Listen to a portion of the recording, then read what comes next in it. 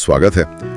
आज हम बात कर रहे हैं कीर्तन ध्यान की, जैसा कुछ स्रोतों में बताया गया है। इसे एक तरीका बताया गया है संगीत और नृत्य के जरिए अपनी खुशी, अपना अहोभाव, अस्तित्व के लिए जाहिर करने का। हाँ। तो ये सिर्फ कोई आम भजन संध्या जैसा नहीं लगता, है ना? ऐसा लगता है ये ध्यान की एक पूरी विधि है। बिल्कुल।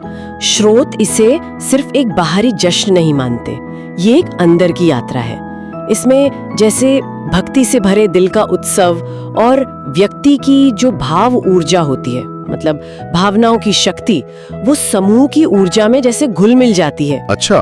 तो हाँ, ये सामूहिक अनुभव और गहरी भावनात्मक अभिव्यक्ति, इस पर ज्यादा जोर है। यही इसे खास बनाता है। ठीक है, तो चलिए इसे थोड़ा और समझते हैं, परत दर परत। स्रोत कहते हैं कि ये करीब 1 घंटे का सेशन होता है। शाम को करने की सलाह है, ढीले कपड़े, खाली पेट, और इसमें 15-15 मिनट के 4 हिस्से हैं। जी। पहला चरण तो काफी एक्टिव लगता है, जैसे संगीत के साथ कोई धुन गाना, गोविंद बोलो हरि गोपाल बोलो टाइप, और साथ में पूरी तरह डूबकर नाचना, शरीर और भावनाओं को बस संगीत की लय में बहने देना। ये जो भाव ऊर्जा को गहरा करने की बात है, इसका क्या मतलब हुआ यहाँ? स्रोत बताते हैं कि ये जो शुरू की एक्टिविटी है ना, ये जरूरी है।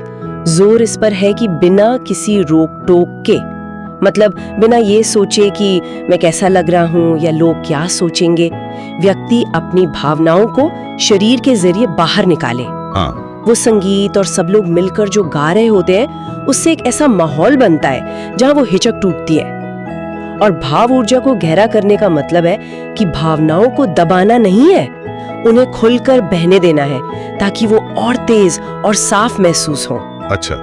ये समझिए कि आगे के चरणों के लिए एक तरह की तैयारी है। समझ गया, मतलब पहले खुलकर एक्सप्रेस करना ताकि वो एनर्जी फ्लो बने।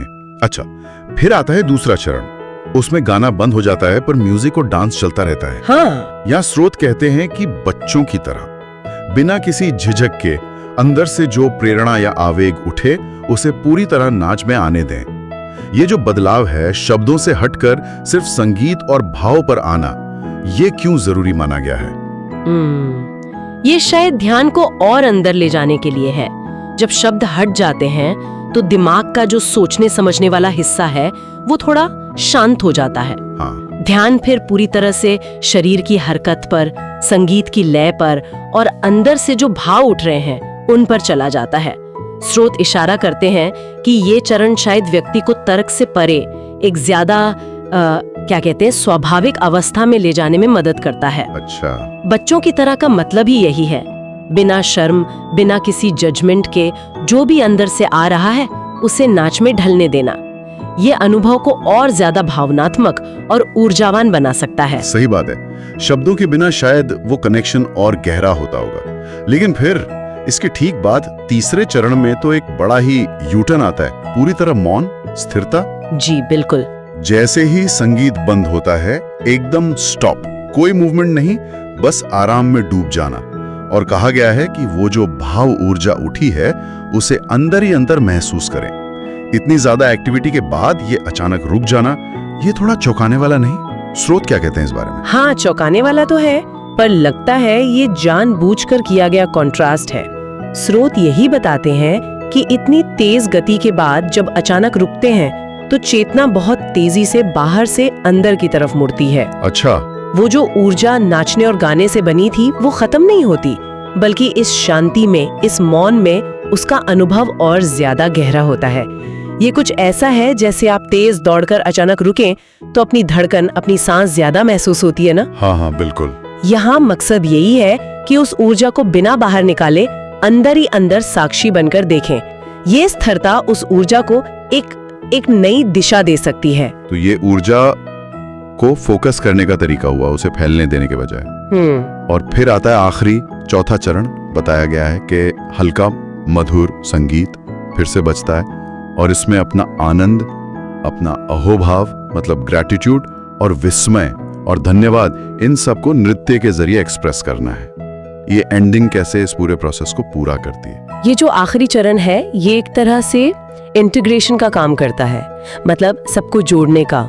स्रोत इसे सिर्फ एनर्जी रिलीज नहीं मानते, बल्कि जो पहले 3 चरणों में अनुभव हुआ, वो ऊर्जा का जगना, उसका बहना, फिर मौन में उसे महसूस करना उस सबको कृतज्ञता और आनंद जैसी पॉजिटिव अवस्थाओं में बदलने का एक मौका है ये। अच्छा। अहोभाव जैसा आपने कहा, वो सिर्फ थैंक यू नहीं है, बल्कि एक गहरा आश्चर्य, एक सम्मान का भाव है अस्तित्व के लिए। उसे नाचकर व्यक्त करना इस पूरे अनुभव को एक मायने देता है। ये पूरी यात्रा का एक सकारात्मक समापन है एक तरह से। तो अगर हम संक्षेप में देखें तो ये कीर्तन ध्यान एक सोची समझी यात्रा लगती है।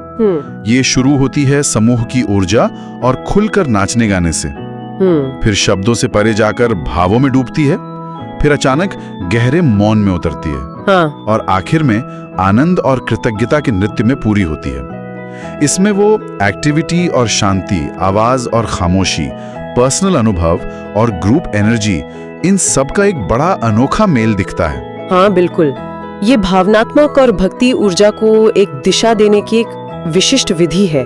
श्रोत इसे सिर्फ मनोरंजन या परफॉर्मेंस नहीं मानते, बल्कि ध्यान का एक डायनामिक, एक गतिशील तरीका मानते हैं, जिसका शायद अंतिम लक्ष्य है अंदर से उठने वाले आनंद और कृतज्ञता को गहराई से महसूस करना। संगीत और नृत्य यहाँ सिर्फ साधन है, मंजिल नहीं। सही है। ये सब सोचते हुए एक सवाल मन में आता है, किसी व्यक्ति के अंदर जो कृतज्ञता का भाव है, उसके अनुभव पर ये जो ग्रुप में शामिल होने की ऊर्जा है, और फिर जो एकदम व्यक्तिगत शांति और मौन है, इन दोनों का तालमेल कैसे और क्या असर डालता होगा? ये सोचने वाली बात है ना?